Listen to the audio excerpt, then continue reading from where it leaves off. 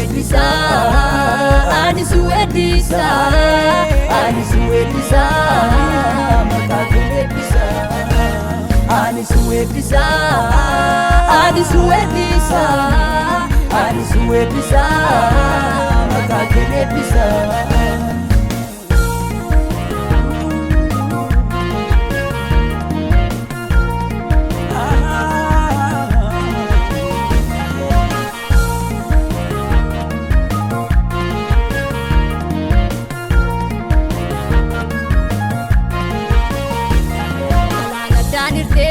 Sabagate sista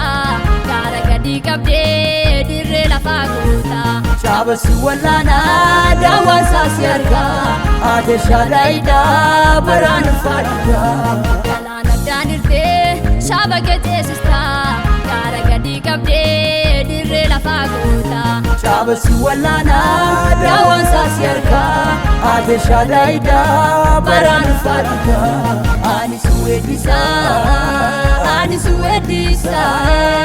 ani su weddisa maqaa kee eebbisa Nyaata barga qabdeeni jabeessita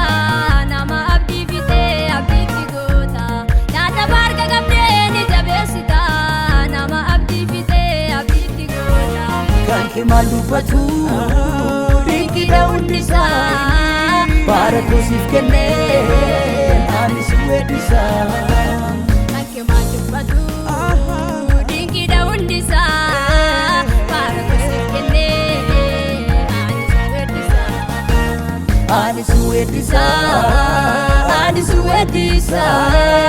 ani si weeddisa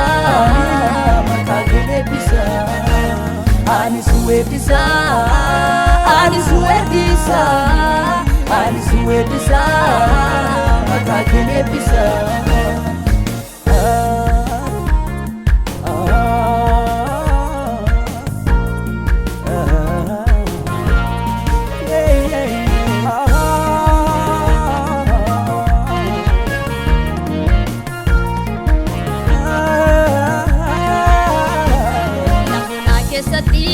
nama keeni soortaa haalli shindaan geessu humna geettabdata ati maal dadhabda awwaala yuudhiigda waa furgulee ol qabdee yuudhaafda lafunaa keessatti nama keeni soortaa haalli shindaan geessu humna geettabdata ati maal dadhabda awwaala yuudhiigda waa furgulee ol qabdee yuudhaafda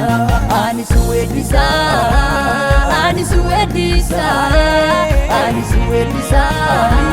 maqaa kee eebbisa Nyaata barga qabdeeni jabeessita nama abdii fitee abdiitti goota Nyaata barga qabdeeni jabeessita nama abdii fitee abdiitti goota kan kee maal dubbatu dinqiidha hundisaa baara koo siif kennee ani si weeddisa kan kee maal dubbatu dinqiidha hundisaa baara koo siif kennee ani si weeddisa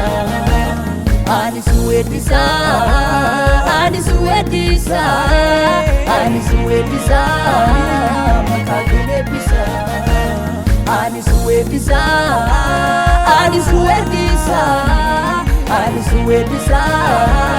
maqaa kee eebbisa ani si weeddisa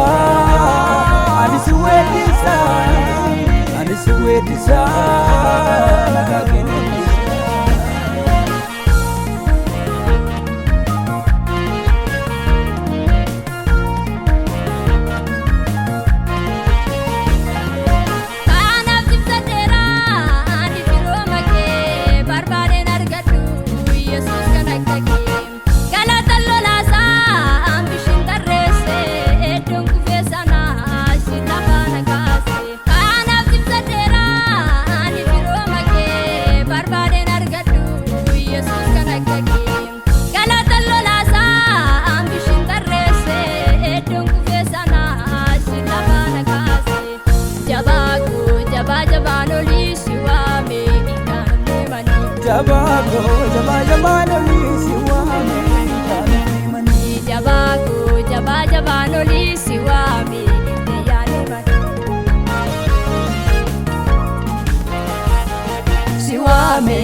kaanofne mani siwame leyane mani siwame kaanofne mani siwame